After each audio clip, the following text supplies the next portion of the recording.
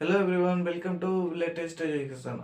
मैं हूं गौरव कुमार। आज के इस क्लास में बात करेंगे परिमेय संख्या, अपरिमेय संख्या और वास्तविक संख्या के बारे में डिटेल से वन बाय वन। तो चलिए देखते हैं। पहली संख्या है परिमेय संख्या।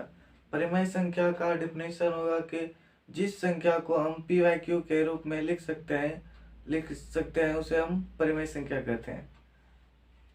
तो करेक्ट डिफिनेशन होगा, जिस संख्या को पी वाई क्यू के रूप में लिखा जा सकता है उसे हम परिमेय संख्या कहते हैं। जहाँ Q not equal to zero, मतलब क्यू बराबर नहीं जीरो होना चाहिए।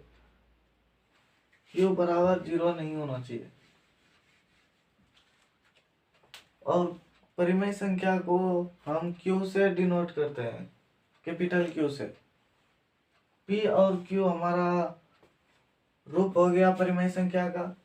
क्यू बटे पी के रूप में लिखा जा सकता है परिमेय संख्या को, जहाँ Q not equal to zero, Q zero के बराबर नहीं होना चाहिए। तो क्यू परिमेय संख्या को कैपिटल क्यू से सूचित किया जाता है। तो जहाँ पी और क्यू पूर्णांक है, पूर्णांक संख्या का मतलब होता है वह संख्या, मतलब पूर्णांक संख्या किसे कहते हैं। तो आपको पिछले क्लास में बताए थे, धनात्मक परिमेय प्राकृतिक संख्या, ऋणात्मक प्राकृतिक संख्या और जीरो के समूह को पूर्णांक संख्या कहते हैं। मतलब -2 या 2 या 0 ऐसी संख्या, मतलब ये ऋणात्मक प्राकृतिक संख्या के अंतर्गत आता है दो, और ये धनात्मक प्राकृतिक संख्या के अंतर्गत, और ये पूर्ण संख्या के अंतर्गत।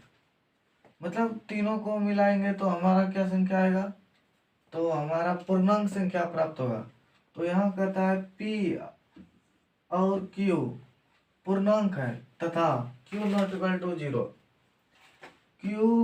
P में -2 भी हो सकता है, लेकिन Q में जीरो नहीं हो सकता है। P में 2 भी हो सकता है, P में 0 भी हो सकता है। क्या हम 0 को पी वाई क्यू के रूप में नहीं लिख सकते हैं? तो हाँ, अवश्य लिख सकते हैं। क्या हम P को जीरो को हम 0/1 के रूप में नहीं लिख सकते हैं? तो हाँ, लिख सकते हैं। तो इसलिए 0 को हम क्या बोलेंगे, पूर्ण संख्या। पूर्ण संख्या है तो 0 एक परिमेय संख्या है, लेकिन 1/0 ऐसा कभी परिमेय संख्या के रूप में नहीं लिख सकते, क्योंकि यह परिमेय संख्या के अंतर्गत आता ही नहीं है।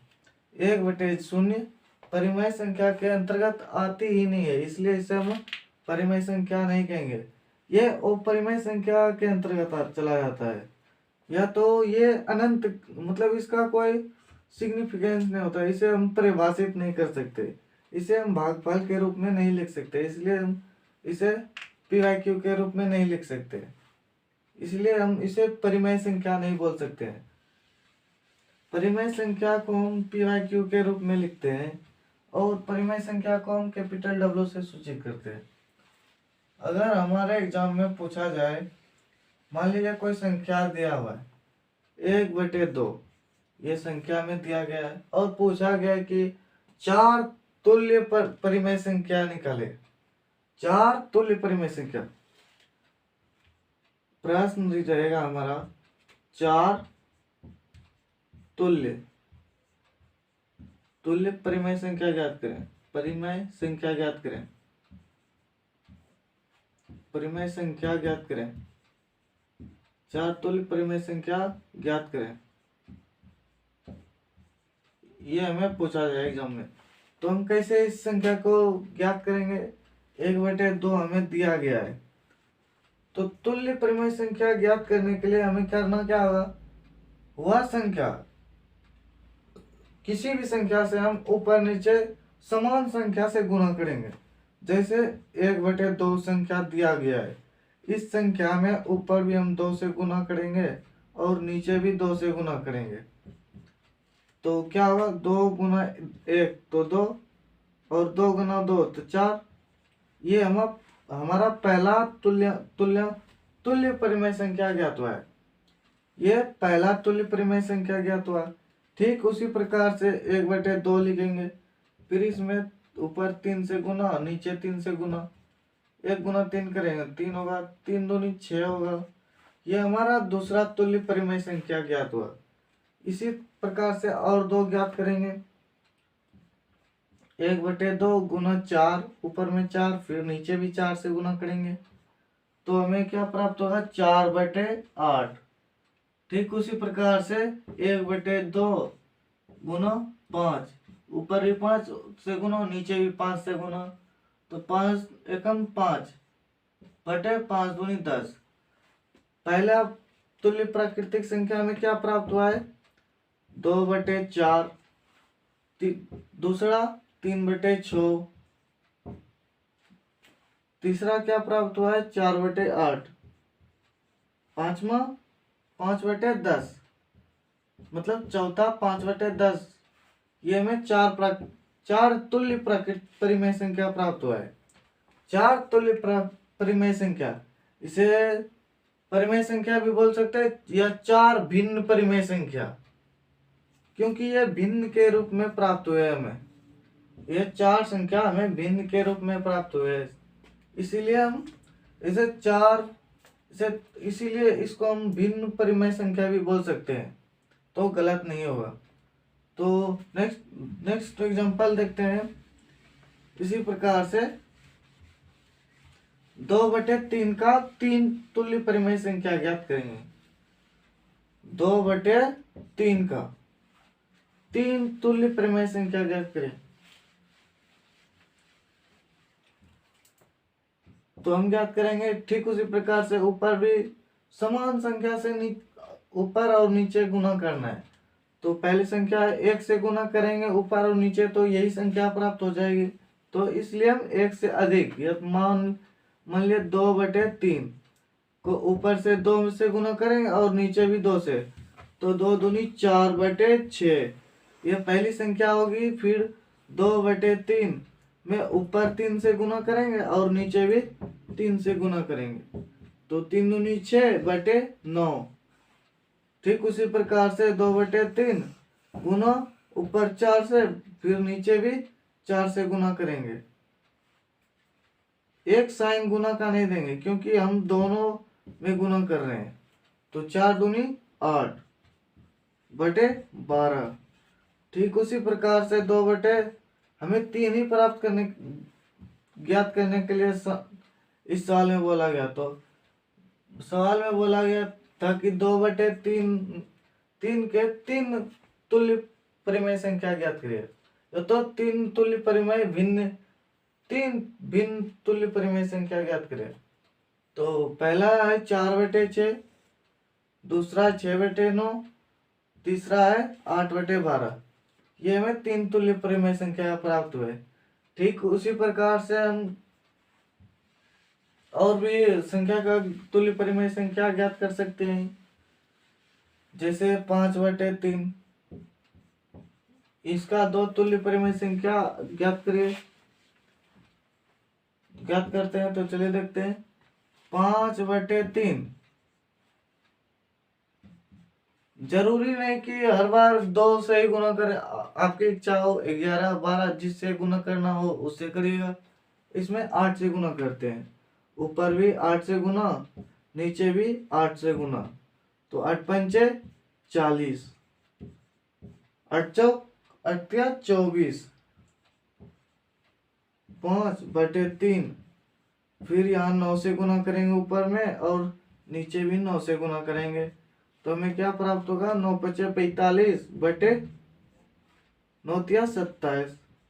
ये में 2 तुल्य परिमेय संख्या प्राप्त हुए हैं। दूसरा क्वेश्चन ये पूछ सकता है कि सरलतम रूप, जो कि हम 8 क्लास में भी पढ़ चुके हैं, तो इसका ओवरव्यू लेते हुए चलते हैं। हमें पूछा, अगर एग्जाम में पूछ लिया जाएगा कि 12/9 का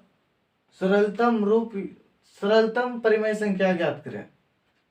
12/9 का सरलतम परिमेय संख्या ज्ञात करें, तो हम क्या करेंगे, तो ऐसी संख्या से इसमें विभाजित करेंगे जो एक के सिवाय और कोई इसका अविशिष्ट अंग न बचे, मतलब एक के सिवाय इसमें और कोई भी कॉमन नहीं हो।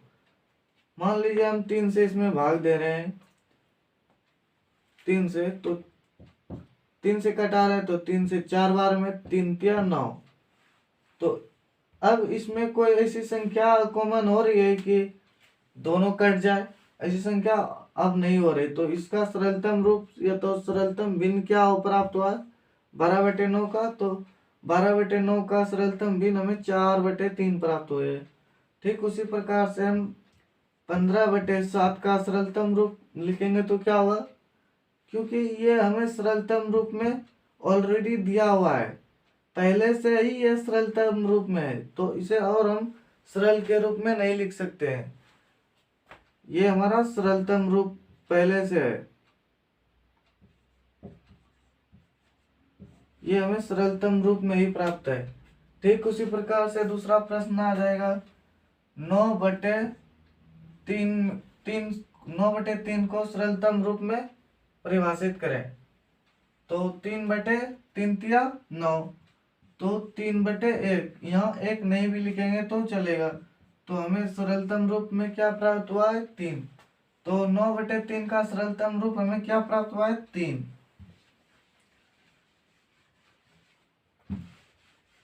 तो ऐसे क्वेश्चन एग्जाम में आ जाते हैं, 2 नंबर से 2 नंबर का पूछा जाता है। तुल्य परिमेय संख्या और सरलतम रूप में पूछा जाता है। सरलतम रूप में हमें 1 नंबर के क्वेश्चन भी पूछे जा सकते हैं।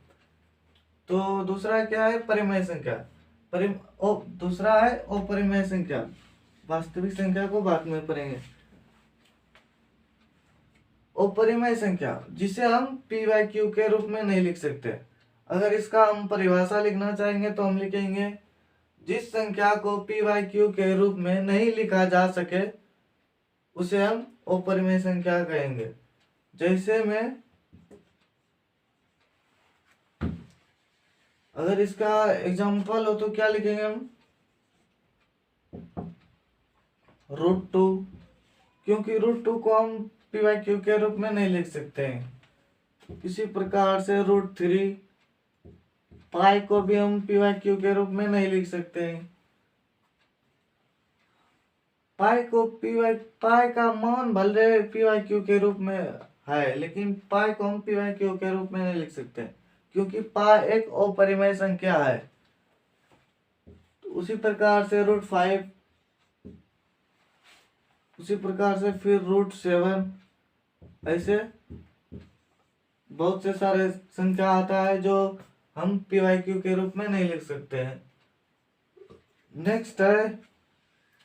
नेक्स्ट संख्या में क्या प्राप्त था, क्या पूछा गया था वास्तविक संख्या।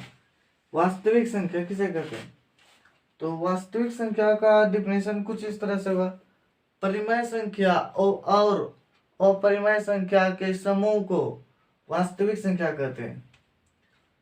परिमेय संख्या और अपरिमेय संख्या के समूह को ही हम क्या बोलते हैं वास्तविक संख्या।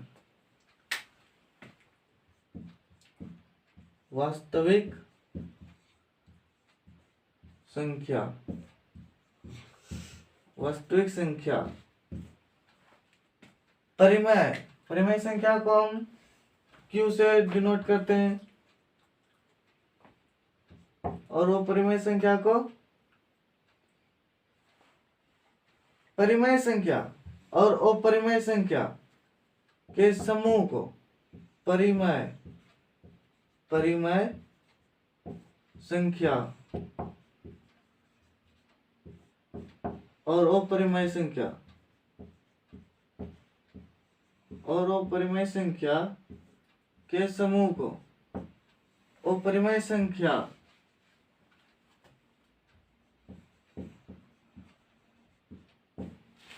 परिमेय संख्या और अपरिमेय संख्या के समूह को हम क्या बोलते हैं, तो वास्तविक संख्या बोलते हैं। तो हम नेक्स्ट क्लास में देखेंगे।